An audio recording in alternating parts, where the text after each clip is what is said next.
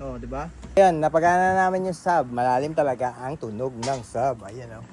Pagkalaki pa naman, dumidikit yan, oh. Kasi stainless yan. Ngayon, gagawin na, babalik na ulit kami dito sa foam stage. So, lalagyan namin ng foam sealer dito. Bam. Tsaka dyan, tsaka dito, hindi na. Tapos, yung mga sobra, kakat. So, ngayon, nalinis na namin yung mga ibang plakatinks.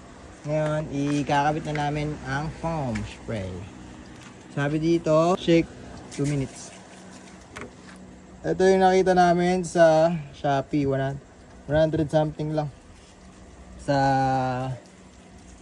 Mr. DIY 800, wag kayong papaloko doon. Not unless kailangan nyo ng bilhin at that moment. Ito na. Pasensya na sa maglalatero na to pag pinagawa ko kasi lalagyan namin ng mga shite.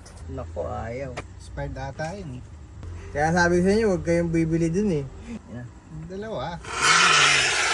Tapos mag-expand pa yan, mga kaibigan. Kaya wag mong lalagyan agad ng marami.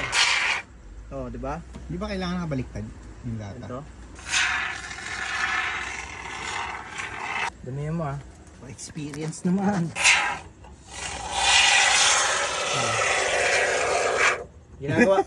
Ginagawa po namin yan para mag-seal ang mga gaps.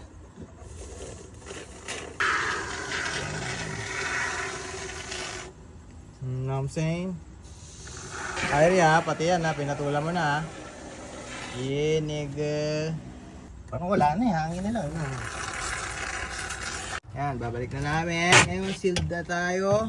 1, 2, 3, 4, 12. Pwede na tayo magpabayo. D18D, 4 ohms.